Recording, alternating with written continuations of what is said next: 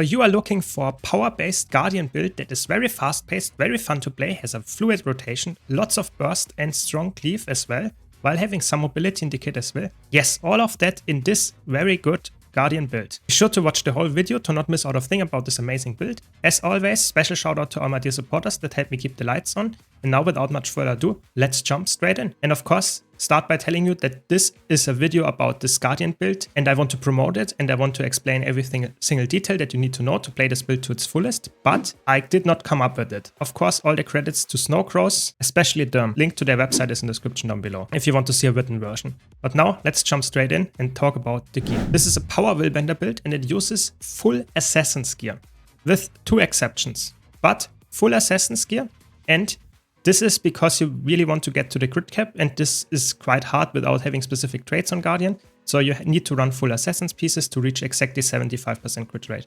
This is for the Ascended version. If you want to know how to reach that with Exotic, be sure to check out the link in the description down below.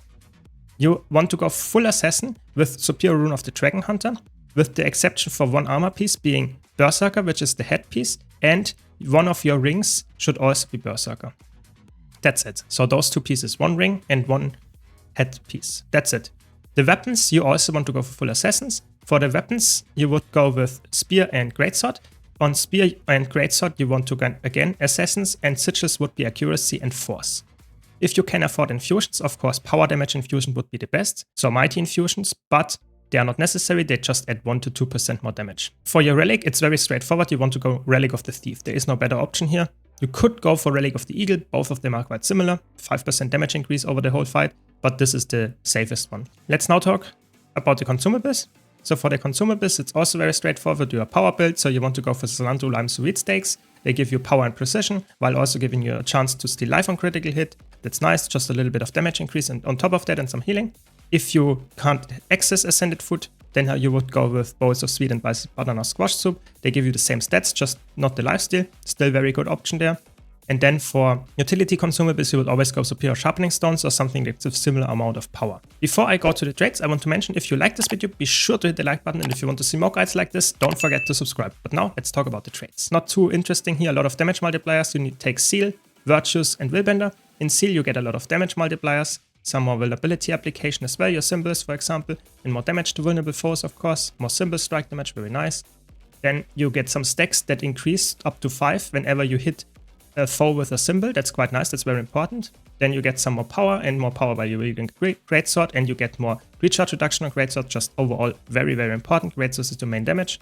And then you have Fiery Wrath. These increase strike damage to burning foes. That should be always the case in a group scenario, because this is after all a group build. You don't self-sustain with that. If you want to know a solo build that is very strong and capable of soloing anything in Guild Wars 2 in PvE, be sure to check out the description down below as well.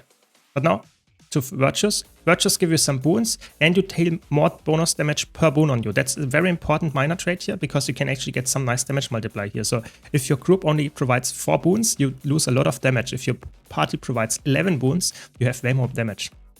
Some more resolution increase, okay, not that important. Then more condition damage, also not that important. Your virtues have shorter cooldown, that's important because you need to use them. For Inspiring Virtue here, because you get a 10% damage buff for 6 seconds when you use a virtue. That is quite important because you really want to upkeep that all the time. Then you have Unscattered Contender, just more damage while you are above the health threshold, and even more damage while you have Aegis. So of course even better if you don't get hit. And then you have Permeating Wrath, just another damage effect. That's not really crazy damage. You could, if you really wanted to, go for stability on Indomitable Courage as well, or even the healing if you wanted to. But this is the most damaging trait, of course. Then you have Willbender. Willbender gives you access to virtues. They're obviously quite potent. We will go over that in the rotation. Get some movement speed increases, and you get very nice damaging stacks when you hit or passive trigger from the F1s and F2 and 3. So all the virtues that trigger gives you a nice damage buff, and you will increase it with Tyrant's Momentum, just more damage output. Then this is a really fun trait. The recharge of your active weapon abilities will be recharged by 1/4 of a second, which doesn't sound that much, but you trigger it very consistently, so you can spam your skills way more often. And then you get some vigor, okay, not that bad, but the second line is, or the second part here is very important. And then you just take power for powers to increase more damage. That's just it.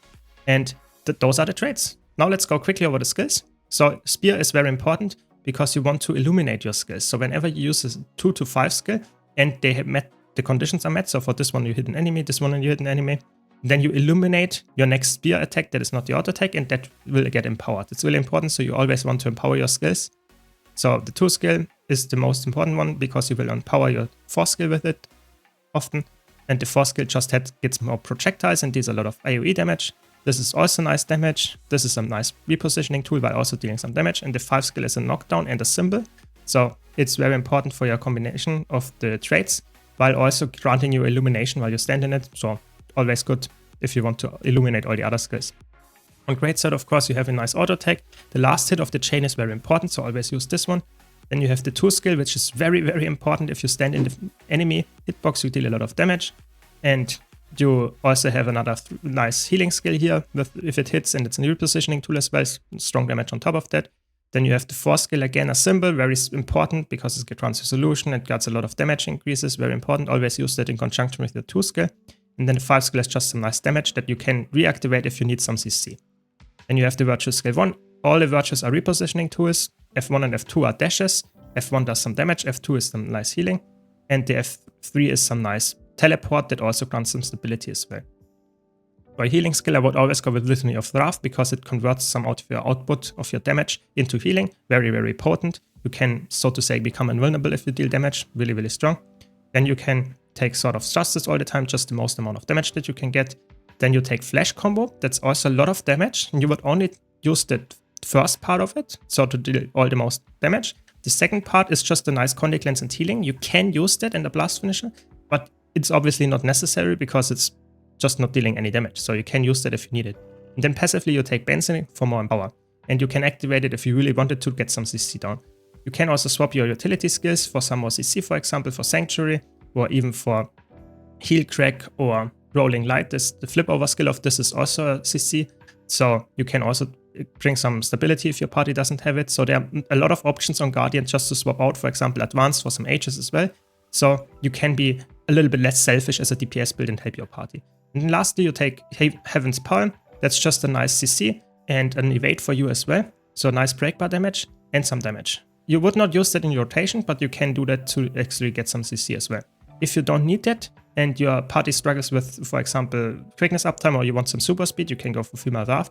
Or if you really need some invulnerability, you could go for Renewed Focus as well. So you're quite flexible there. Like I mentioned earlier, the rotation is quite important in terms of understanding how it works, because you have a lot of filler skills potentially in there.